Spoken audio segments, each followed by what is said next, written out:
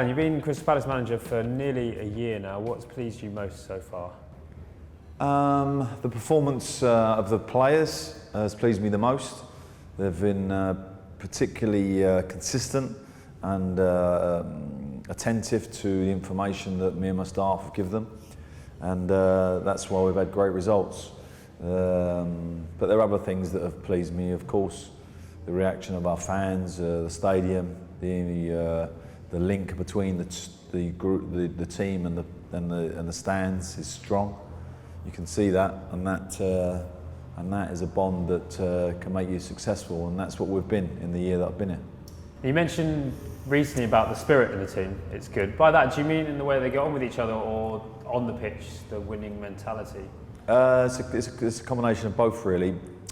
Spirit's this strange thing that managers talk about, but basically it's about a collective union of being able to dig yourself out of situations.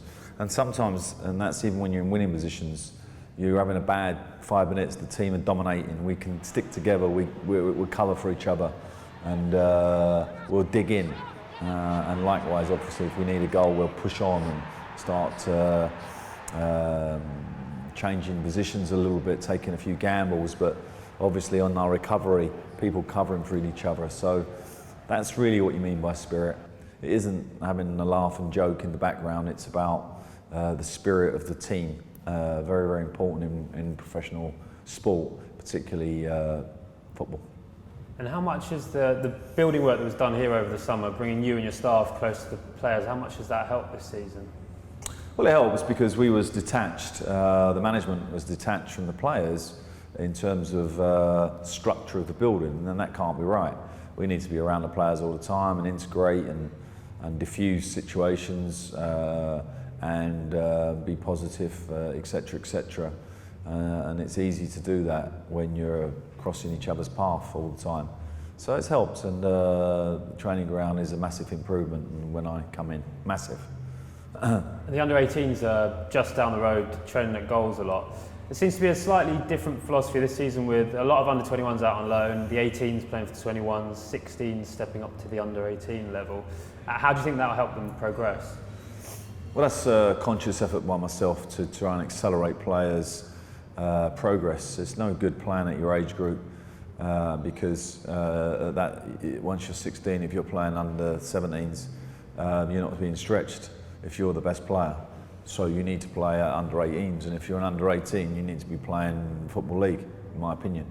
And the development goes on around that experience you're gaining in game time. So it's about accelerating our players in terms of their technical quality and their will to win. And their facility across the road is something that needs to be improved, but it's not harming them in any shape or form. That actually pitches ain't great. The environment's not as lovely as this. They've got to fight to get here and work their way towards being in an establishment where everything is done for you. That's the first team. On the pitch, it seems like the team's definitely developing a specific style of play. How far is it from your vision of how you want football to be played? Yeah, sometimes we don't get the mixture quite right. We can be direct, and it was interesting to see Martinez say we're more direct than Everton. I wouldn't agree with that, actually. In some games we are, tactically. In other games we try to control more facets of it, more controlled possession. Against the better teams, you need to do that. So we change our style, we can change our style, but it's a mixture between playing through teams, playing through the lines, and hitting teams early with our pace. You can't utilise your pace if you're having a slow build-up, because everybody's going to get behind the ball. So it is about playing to the strengths of the individuals. And with the four attacking players, they seem to swap positions quite a lot during games. Do players have to be a bit more flexible now than, say, like 10, 15 years ago? No, actually I think they have to be more disciplined, and I wouldn't agree with that. We have a bit of crossover in terms of roles, but it's all quite structured, really. Might not seem it on occasions, but it is, and particularly to recover to defensive positions, which is one of our strengths. We've got the busy Christmas schedule coming up with the 2 games in 3 days. How does the training change around that? Yeah, it really is play recovery, but more classroom-based tactics and training.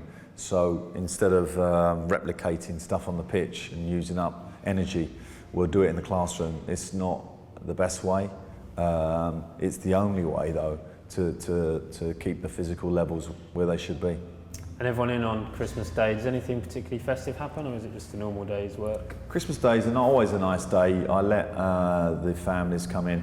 They want to bring their grandchildren, their uncle, whatever, they can come and watch training Christmas Day. We literally come in and have a five-a-side in the morning, go over a couple of little bits, nothing too serious because no one's going to concentrate on Christmas Day anyway. And then they let them go home for their Christmas lunch with their families. And then we all meet to travel to Bournemouth, or we'll meet about 7:30, get down there for 10. So it's a nice Christmas day if you're a professional footballer. Particularly the way I do it, because I think you want to get out of the house about 8:30 to get away from the mayhem. So it's okay. You go back and have your dinner and open up your presents.